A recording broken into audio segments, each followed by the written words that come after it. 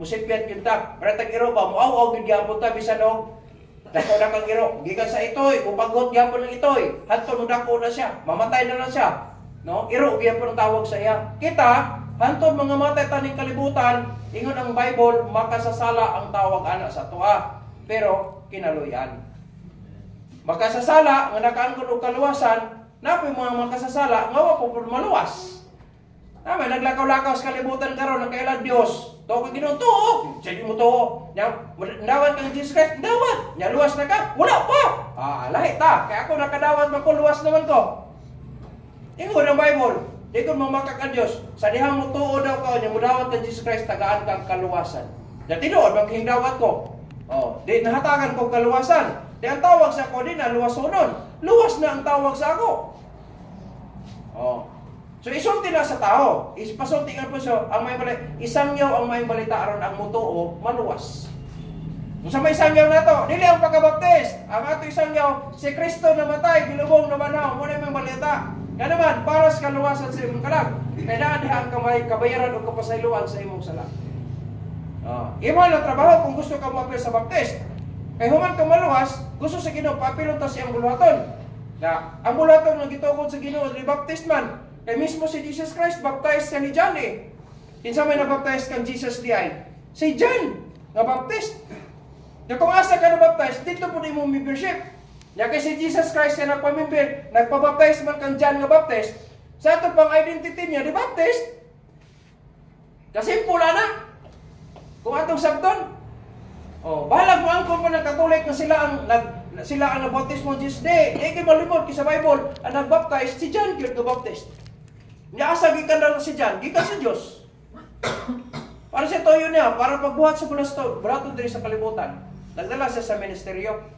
Wala tulo ka buk ang trabaho ni John, adi siya namatay. I-prepare niya ang mga tao para sa church, munang pinagi sa baptism. I-prepare niya ang mga tao para sa Dios, walihan sila sa kamatuoran. No? Kaya bautismohan si Jesus Christ. Pag-baptize si Jesus Christ, sunod anang mga chapter, namatay na dayon si John. Pag-abot sa Matthew 16, no? Gipatay si John, Matthew chapter 14. Matthew chapter 15, silent ang Bible, no? Gilubong na si John. Pag-abot sa Matthew chapter 16, nagtukod na si Jesus Christ sa iyang kaugalingong church. Dili building ang gitukod niya, mga tao nga nakaangkon og kaluwasan. Dili na kung building nga sa bastang tiguman karon. Dili ang gitukod ni Kristo, mga tao na mga nakaangkon og kaluwasan. Unayon sa Matthew 16:18, even the gates of hell shall not prevail against them. No? Bisan daw ang ganghaan sa impierno dili makabuntok aning mga tawhana kay nga naman luwas na sila. Amen. Klaro ba? Amen? Muna kay importante mo nang ang atong isangyaw para sa mga tao kaluwasan sa ilang kalag kay mao nang may balita si Kristo nagpakamatay, nagpaulay siyang dugo, namatay gilubong pero nabanhaw. Kaya ang iyang pagkabanhaw mo pamatuod nga tinuod og kasaligan ang iyang gihimo dito sa cross. Nga naman nabanhaw siya gikan sa mga binatay. Muna iyan ang pulong si Ginoo sa pagkabanhaw niya, isultihan na iyang mga tinunan, alisir siyang saka sa langit, iyon siya, ibili na ko, panlakaw mo, itudlo ang may balita aron ang mutuo maluwas. O sama sa gihapon karon. Sa ato panagtigom dili gid mawala ang kaluwasan, itudlo gid sa pulpito. Kay nga naman base na ay karon nga nimba nga wa pa sa kasiguro, at least makasabot siya nga oy, kinahanglan day kong andam. Kay nga naman mamatay man pud ko. Amen? Amen. Kinahanglan mangandam ka. Kay wa ta kabalo karon sa ta mamatay. Mas maayong nakasiguro ta, adisir ta namatay. Kung may kay nakasiguro, bot pasabot nakaangkon ka kang Kristo nga imong Ginoo ug manluluwas, walay lain. Kaya gani ka, si Kristo ra, ang imong dawaton ng manluluwas, di na ka magsalig sa baboy. Mukha wala kang baboy. Sa buhat 4:12, walay lain nga gihatag sa tuwa diri sa silong sa langit, but pasabot kalibutan, kapinaagi niya mga luwas ta. Kinsa na siyang ngalana. Ingon ang Matthew chapter 1 verse 21, tawag nimo imong ngalan Hesus kay siya magaluwas sa mga tao gikan sa ilang kasalanan. Way labot ang baboy dia, way labot ang napulo ka sugo dia, kay napulo ka sugo mo na siyang gituwag og moralos, no? Pagpatigayon sa pagkinabuhi sa tao diri sa kalibutan nga dili nimo tamakan ang katungod sa imong isig kaingon, na diha sa moralo na siya. Dili na makaluwas dili sa imong kalag, dili na dahilan nga rumoto kag langit. Ingon sa Bible, human ka mo dawat kung disyo personal luwas pag-uhon ka, no? Aron magkinabuhi kag tarong. Dili para maluwas ka. Giluwas ka aron tarongon ka sa Dios, aron magkinabuhi kag tarong, aron makalipay ka sa imong manluluwas. Mao nay purpose. Dili kay mangalagad ta aron ta maluwas, dili. Giluwas ta aron mangalagad ta tarong sa iya. Diferensya sa kalimutan. Mangalagad sila, magtarong sila pangalagad kay basin ra og maluwas sila. Dili. Sa Bible, nahimulag naman ta. Gitawag ta sa Ginoo, gipabalik ta pinaagi kang Jesus Christ sa dihang migdaw ta kang Jesus, nahibalik ta sa tiilan sa Ginoo. Og ingon ang pulong sa Ginoo, gipakamatarong kaniya ingon sa Romans 5:8, no? Ingon pa sa 5:1, justified, gipakamatarong kaniya aron magkinabuhi kang tarong, no? So magkinabuhi kang tarong, diri aron maluwas, giluwas naman ka aron makalipay ka sa imong manluluwas. Klaro ba, amen? Muna kung masipit ka pagsimba, imo nang tulubagon sa Dios, dili na kung mawala imong kaluwasan, magpabilin imong kaluwasan. Amen? Kag kini atong pagserbisyo, pag-alagad nato sa Ginoo para sa malipay siya. Unya siya pud kay malipay, andaman pud niya ganti. Para sa ganti na atong pagpangalagad, dili na aron sa kaluwasan. Giluwas ta sa Ginoo aron palagaron ta niya. Klaro ba, amen? Nahimulag na gud ang tao. Unya nahimulag ka sa Dios, nakalagad-alagad ka, asa ka nakalagad, ka namulag mo ka sa Dios. Pabalikom ta sa Dios, aron palagaron ta king sakto, aron malipay siya sa toa, unya andaman pud ta niya pahalipay sa toa. Kung samtang nato sa ilang kalibutan, andaman ta niya panalangin, may panlawas, na, may panghuna-huna, natay kalinaw, natay kalipay, o natay salapi, palitong bugas, di ba? Muna, mga material nga blessings na. At the same time, kaya nagtarong kas pag-alagad sa Ginoo, na po kay reward nga dili na mahanaw dito sa langit. Muna siya, nangalagad ta para sa himaya sa Dios. Dili ko nangalagad ta aron luwason ta, dili. Dios luwason ta una, adi sa ta paalagaron sa Dios. God pasabot nahimulag ka, di pabalik ka sa Ginoo, gi-rescue sa kauna. Sa dihang na-redeem na ka, nalukat na ka, linukat naman ka, mangalagad na kas naglukat nimo. Mao na ibot pasabot niya sa Bible. Manang nagbutang ang Ginoo bulaton diri sa kalibutan aron mahimong headquarter sa tanan nga nangaluwas. Amen? Headquarter sa ato pa barracks ni nato. Ang kining simbahan nato murag barracks nato ni. Tungod kay mga luwas mo ta, mga anak ta sa Dios, pagtapok ta diri kay mo dito headquarter. Oh, kada matag tigom ingon na puno sa Ginoo na ay balaang panagtigom ng Hebrews 10:25, no? Not forsaking the assembling of ourselves together as the manner of some is. Ayun na puno sa Ginoo, ayon yung isalikway ang balaang panagtigom, dami panagtigom na to. Kinsa na sulti na ka pastor dili oy. Ingon ang atong manluluwas. Magtapok ta aron magdinasigay ang usa-usa. Ang imong attendance karon nagapalipay sa imong kauban. Ang ako attendance nagapalipay sa imong. Ikaw pod nagapalipay sa ako. Ano? Yun na ang gusto sa Ginoo nga nung natay balang panagtigom. Wala nga na pulo sa Ginoo magdasigay mo. Dili ko magdasigay ta ato mga luwas ta dili. Giluwas na mo ta sa Ginoo, magdinasigay ta aron makapadayon tus pag-alagad sa Dios santo pagbalik niya. Amen? Wala ta palagaran sa Ginoo aron luwason ta niya dili. Giluwas ta niya una adi sir ka palagaron. Klaro ba? Gi-register sa dana tungalan. Adi sir kay pa eskwela. Unsa may record sa teacher diha kung wa ka ma-enroll. Bisan ba mag-perfect ka sa exam diha, unya wala kay record. Wala may count gihapon na. Pwede man ta sa eskwelahan, koyog sa mga estudyante. Adto ka rito, hangyo ka sa teacher. Teacher, pwede ko mo apel og exam? Apel exam, may teacher, ikaw. Test question, test like questionnaire. Bisa kung na perfect na siya. Pero kay wala man ka ma-enroll ng eskwelahan na, wag kay record. Pareha kaya po na, ikaw nabaptize ka sa baptist niya, wala ka maluwas. Apel ka choir, no? Hatagan tayo sa offering di mo. Apel ka, pero posible ka magsaluinin kung wala ka maluwas na niya. Amen? Kung sa may something na mga ka-experience siya? Imposible ka nagsaluinin ka nga wala ka maluwas. Imposible ka na.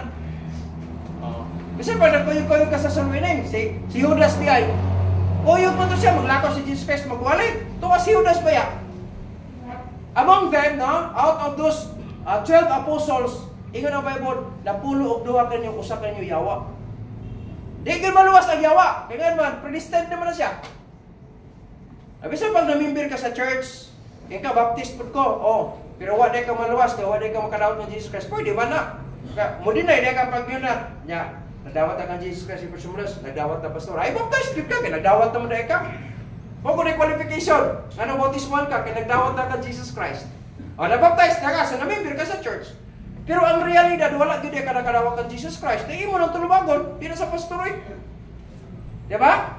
Namimbir na ka sa church, apil pag-youth ka, kay batanon, hantod, minyo na ka, wala day ka madawat ng Jesus Christ, kaya personal loss tinuod. Diwa kay record. Kasab ka na to? Amen. Siguro agad, bisa pag-baptist ka, pwede ka ma-impierno kung wala ka makadawat ng Jesus Christ, kaya personal maluluwas. Ang baptism, di ko na makaluwas. Ilahan na siya, ang tinul kang luwas, pagpapaptize, yun ka. Pero wala ka na papaptize, aron ka maluwas, de. Luwas naman ka, mo na magpapaptize ka, kay sobo man na sa Ginoo. So kung tinul ka na luwas, and nabaptize ka, well, that's fine. Nangalagad na sa Ginoo para simayan na sa Diyos. Kung nakakaroon, wala pa ka maluwas, ay mo kalimot. Mamatay mangyapon ka, dili sa panungon na ha. Mo na realidad yun. Kaya ako, pwede ko mamatay. Bisa pag nagwalay ko karon, pwede ko mamatay. Pwede ko mamatay. During sa process tapos pagwalay, pwede ko. Pwede na. Or mamansak kong wali, pwede ko mamatay. O niyang gabi, pwede ko mamatay. Di na nanungo mo ilang pastor niya. Dili, realidad na. Amen? Pwede ko mamatay bisag karon, nagwalay pa ko, pwede na. Kaya ang kamatayon, bisag unsa ng orasa. Ang pinaka-importante, nakaandam na ka. Nakasulat imong ngalan dito sa pastor sa kinabuhi. Kaya kung wala pa ka makasiguro, Jesus Christ ang gikinahanglan nimo.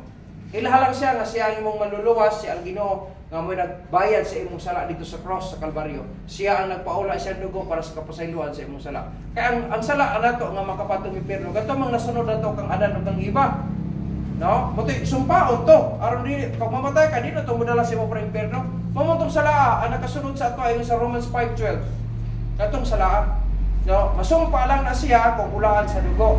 Di man ta makahimo. Unang ang Diyos, minganis kalibutan, aron siya naghimo para ibayad sa atong sala. No? Gilubong siya pero nabanhaw. O di pagkatapos, gihatag na siya ingon nga regalo. Gasa, ingon sa Romans 6:23. Gigasa na. So wala kay bayaran nun. Mo-decide na lang kag mudawat pa ka. Pagkahayahay na ito, no? Igo na lang ko mudawat, kay regalo na ko na. Wala bayad. Decision making lang. O, pastor, relo lang ko, pastor, 85,000 na siya. With diamond na siya, pastor. Tinuod yun na.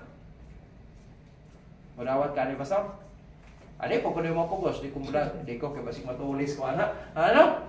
Pero kung nawato na ko, rin ko nga, salamat kayo ni ha. Di na ikaw mo tanak, niya, pila may akong ibayad sa imo ha. Di na ikaw mo tanak, kay regalo ko na. Masab ka na to, amen? Basta regalo, hata ko ang ibayad. Insulto mo na kayo. Pastor, naku-gift sa imo ha, pila bayad na ni. Insulto na sa maghatag di mo eh. Patamay, matingan is pastor. Anong nga po? Pili, bayad, ani nga. Regalo na gani nga.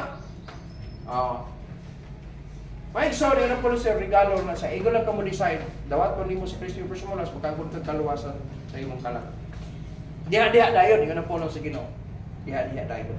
Kung sa ang baptist may igsoon, dili siya makaluwas. Ministeryo na ang gibutang sa Ginoo, no? Sa dihang gitukod niya ang church, ingon sa Matthew chapter 16 verse 18, naghimo siya sa mong bulaton o niya iya dayong gisugo. Naigisugo niya, no? Sa dihang napundar na ang church, iyang gisugo, ingon sa Matthew chapter 28 verses 19 to 20. Dili ta mo tapos sa, kaya wala naman tayo oras, no? Araw mag-relax, araw magka-langhap ka. Presko nga hangin sa gawas. Dili ta sa mo tapos. Matthew chapter 28. It is a very common verses, no? Especially sa mga Christians. Iyon ang Bible. Go ye therefore and teach all nations, baptizing them in the name of the Father and of the Son and of the Holy Ghost, teaching them to observe all things whatsoever I have commanded you. And lo, I am with you always, even unto the end of the world. Amen. Muna gisugo sa Ginoo sa church, no? At si Jesus Christ ning saka dito sa langit, gibilin sa niya ni siya nga commission. Gisugo niya ang church. Muna kung may church gani, bot pasabot, local church na siya. Ya kung member ka sa church, apil ka ni nga trabaho. No? Ano sa trabaho ni pastor? Ingon ang pastor, Go, no? Tell the nation, yung ang pulusyo, go ye therefore and teach all nations. Manang magsulwining ta, kay mo man itudlo na to, ang kaluwasan sa kalag sa tao. Si Kristo ang manluluwas, kita ang luwasonon, kay magkasasala ta, siya ang nagbayad, siya ang naghatag og kapasayloan, pinaagi sa pagpaula sa iyang dugo. Na kung imong dawaton si Jesus Christ, mabayran o mapasaylo ang imong sala. Sugod anang taknaa, hantod sa wala nay katapusan. Mo'y nakanindot, mo'y pangandam, no? Kay masulat pa po imong ngalan sa basahon sa kinabuhi sa panahon nga imong dawaton si Kristo yung first manluwas. Inani kay importante maigsoon, no? Kung maadto ka sa mga simbahan nga wala magtudlo sa kasiguruhan, wagi kay siguro. Kay biso ng pastor, no? Na simbahan nga ako natuan, nagwali ko dito na, yung apil siya sinus prayer. Ang ginawa po nakalitribin na to kung tinuod ba ito dili. Yeah. Basta kay atong trabaho magsugilon naman. Oh, may pugsanay. Ang motoo, iyon ang Bible, ang motoo maluwas. Amen. Klaro ba? Amen? Amen. Marang isugilon gyud nato. Ang Baptist magsugilon gyud na sa kaluwasan. Ang una gyud iproklamar kaluwasan. Kaya nga naman, pag mamatay ng tao oroy be, nag-istorya mo dia. Kami gyud kanya, wala namatay na. Wala pulos niyo istorya kay wa mo to makadawat. Ya pala tag nasultihan po siya, wa mo dawat, ay hapon ang sa, kaya nga naman siya mo dawat. Isultihan man ta siya. Ya makita na ra mata, makita na tayo sa Bible, makita na ta, ikaw nga nasultihan, nagadungog karon niya, wala ko mo tuo, wa ko mo dawat. Makita ra taon niya, pero lahi mo butanganan. Iyon ang Bible. Ang naa diha na sa impierno dili na makani diri, ang naa diri po sa langit dili po patug impierno. Kung nakabasa sa Luke chapter 16 to ay data na impierno. Amahan kong Abraham, kaluhi ko niya ako sa impierno. Pangyo ako na si Kuan, si Lazaro diha patungso tuoy palibot diri. Siya dili na pwede ang niya diri mo na diha. Wa na gawasanan. Karon ra ang panahon nga maka-escape kag impierno kung mutuo mudawat kang Kristo nga person manluwas. Ang Baptist, balik ko nako, ang Baptist is not a religion. Baptist is a ministry. Manang gidala ni John dire gikan sa plano sa Dios, gipadala sa Ginoo dire, manang si Jesus Christ dito po siya nagpabaptize kay iya habang plano nga aron matukod niya ang iyang iglesia. Sa diha natukod ang iglesia, gikan dito sa lugar sa Jerusalem, pag-abot sa Dark Ages katong gipang pampatay itong mga Kristohanon nang lakaw ang uban hantod nakaabot sila US. Ang uban nagabot sa Europe, ang uban nagabot sa Pilipinas. Pag-abot sa Pilipinas nagsangyaw hantod hingabot sa atong sibagan. Amen? Maurang nga mensahe ang gipadala gyapon. Kaluwasan sa atong kalag. Salamat gid ko nga naluwas ko eh. Sa diyan naluwas ko, gitawag ko sa Ginoo ani nga trabaho. Wa po ko magdili. Pagwali gyapon ko. Manasahan to karon, kada tingkom na to, i-remind gid nato ang salvation. Amen? Hindi pwede nga mawala na siya kay nga naman labi lang natin bisita. At least makadungog siya nga karon gyud ang adlaw sa kaluwasan. Nganong karon man samtang buhi pa manggugka. Kaya nga naman gikinahanglan og decision making. Mga bata man og matigulang at least papadaygan siya sa kaluwasan. Kaya nga naman ang bata pwede siya mamatay bisag bata pa siya. At tigulang samot na patay kayo ng bata kada pag tigulang.